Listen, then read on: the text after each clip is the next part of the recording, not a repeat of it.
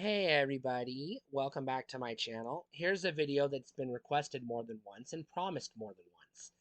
Today I'm talking about cryptids. Now I've talked about aliens and ghosts and things I believe, UFOs, etc. But I promised that eventually I would come back to cryptids, and here it is. So, let's talk a little bit about what the fuck are cryptids. Well, cryptids is the word we use for um, animals that we can't confirm exist through science. We have no observations that they exist. We have vague reports of something unusual that doesn't fit the description of any other animal. And sometimes they turn into myths, sometimes they come from myths. So I have a few what I'm going to classify as cryptids, and I have one that might not be a cryptid, but I'm going to talk about it here, but also I'm going to talk about it in a separate video. I'm going to try to be respectful to the different cultures because I'm coming at this with I don't know what the fuck I'm talking about. I'm not a scientist. I'm not a cryptozoologist. I'm just a person who, is fascinated by myths and mythology and ghost stories.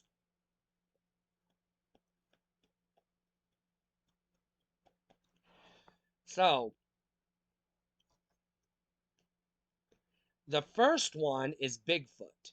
Now, Bigfoot is shorthand for Sasquatch, but it's also shorthand for Yeti, which is the abominable snowman.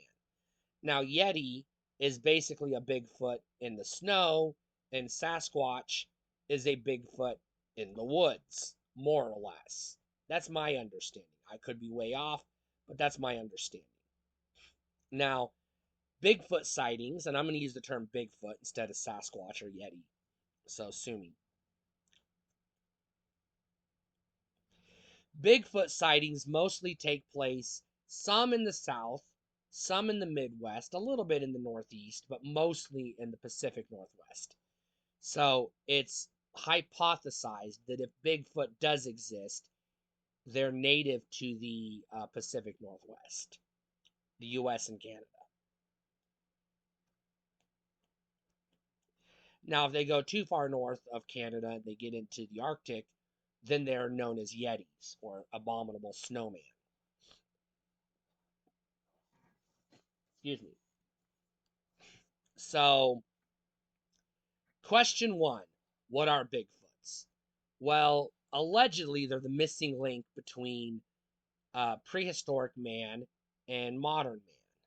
So basically, the missing link on the chain of evolution.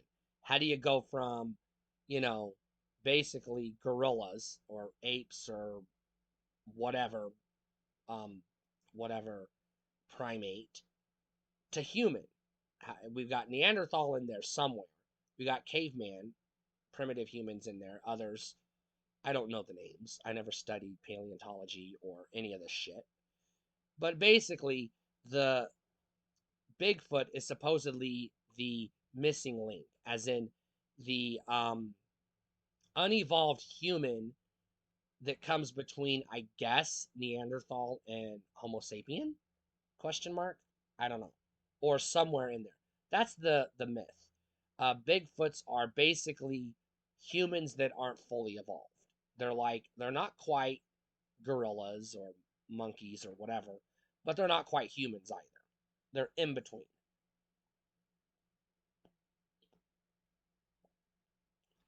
Considering that there are species of apes or primates that were previously thought to be myth that were recently discovered to be fact that are just very rare, hard to find, and don't like humans, I'm going to put Bigfoot under the it could exist. There is a very real possibility that Bigfoot is a thing and it's very proficient at hiding from humans. If that is the case and Bigfoot does exist, it's going to get found eventually. Unless it's like magic, which I doubt it. So I'm gonna put Bigfoot's under the probably. I'm I'm willing to bet money Bigfoot does exist. It's out there somewhere. We just haven't caught it because it's really good at hiding from us because it's scared of us for whatever reason. Next, we're going to talk about unicorns. Unicorns are magical horses with magical horns on their heads, not to be confused with Pegasus. Pegasus being a mythological creature. Unicorn, I'm using magical here. The horn could be, I don't know, one of those like trumpety things where it plays music. I don't say music, but like an elephant's trunk where it sounds like a musical instrument. So when people encounter a unicorn, they're enamored by it and they think it's magical, possibly because of the sound coming from its horn, or it's just a horse that has been deformed.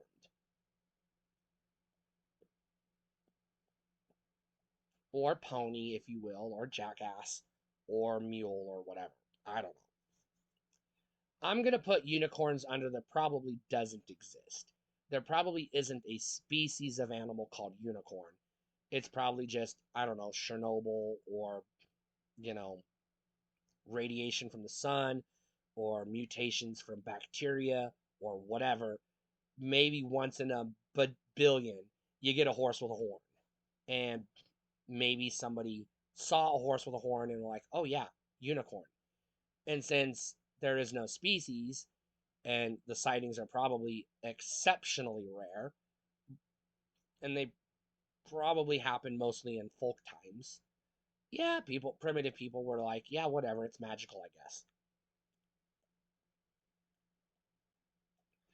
Mermaids. Mermaids are half human, half sea creature. They have humanoid um, bodies. They can breathe underwater, but allegedly they have human intelligence. They're hostile to humans, and they've got fishtails, or more accurately, like manatee type style tails or whale tails. So, mermaids come from legend. Now, here's the thing, we know all life evolved from water. We know this. We know that everything started in the ocean and then eventually made its way on the land. So, it's conceivable to me that some of the oceanic life probably seeing, humans or interacting with humans over the millennia, figured out how to evolve to resemble humans, maybe as a defense mechanism, to not be hunted because people see a human in the water. Their instinct is either to rescue it or run away from it because it's scary. So it's possible that a sea creature evolved in such a way that it resembles a human, probably doesn't have human intelligence, probably has fish people intelligence, which, like dolphins, they're intelligent, problem solving, run away from humans, they're bad news. But also, hey, let's, arms are good, you know. So I would say mermaids are plausible. Have we caught them yet? No, but they're probably like deep sea creatures that only come up once in a while. And because we now have submarines and more, we're like, we have populated the oceans, they don't come up as much because they're scared of our bright lights and the loud noises. And the missiles that go boom underwater, or torpedoes.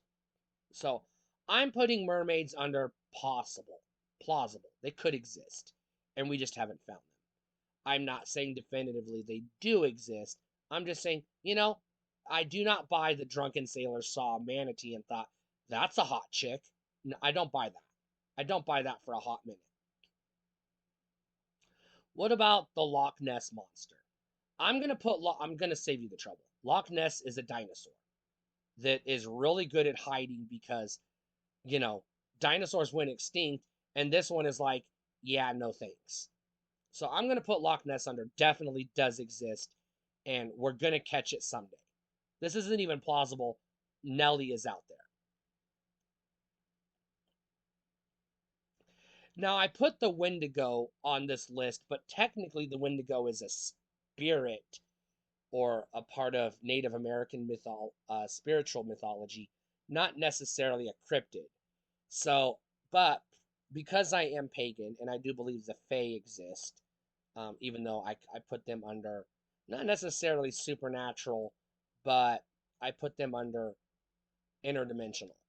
So I'm going to put Wendigo in the category of interdimensional, meaning it can probably, whatever it is, probably does exist, but I don't know enough about the Wendigo legend to be able to say anything more than that. But I am going to put the Wendigo as a, yeah, it's probably out there. And it's because its intelligence exceeds ours because it's Lovecraftian. It, whatever it is beyond us. And it's like, haha, you're not going to fucking catch me. Like the Fae or the demons. It's just really good at staying out of human hands. Next up is Chupacabra. Now, I lived in Texas. I've seen King of the Hill. I don't know what the fuck a chupacabra is. Is it a bird? Is it a mammal? I don't know. Now, considering that one of the prevailing theories of evolution is that lizards, which evolved from fish, which is evolved from jellyfish, which evolved from amoeba, um, eventually evolved into birds. So the dinosaurs, some of them turned into birds. That's the prevailing theory, or one of the prevailing theories. Now, mammals obviously took a different path. Yes, we amoebas to jellyfish to fish to amphibians to mice to monkeys to humans. And, giraffes and rhinos and everything else. So mammals took a different path. There are warm-blooded mammalian sea creatures, so this is plausible. I'm gonna put the chupacabra under very plausible. It's probably, from my understanding, part mammal, part bird, which is very believable to me. I'm sure in the I'm not gonna say infinite, like actual infinite, but yeah, in the infinite strains of evolution we've seen on this planet, I believe that there can be a mammal with bird qualities. I'll buy it. I'm gonna put the chupacabra under most definitely does exist, and we just haven't caught one yet. Because there are birds that are getting discovered all the time, mammals that are getting discovered all the time. So yeah, sure, eventually some scientist is going to catch a chupacabra nest and put them in a zoo and be like, here it is, we found it, and then analyze it. The Kraken. I can save you the trouble.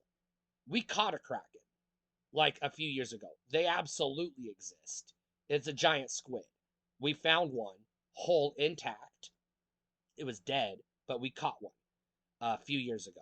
So this is an absolutely does exist. 1000% does exist because we actually have a specimen that we can study and say, yep, it's real. So giant squid is 100% a real thing. And that's all the cryptids that I'm going to talk about today because I don't know of any others, or I've already talked about whatever they were in other videos, or we'll talk about them in their own videos. Now, I am going to talk about Wendigo in another video down the road after I do some more research and hopefully get some firsthand, conversations with actual Native Americans who have this legend in their culture because I'd like to get more of an anthropological journalistic study of the Wendigo, because I am curious about it. So there you go. Stay cool.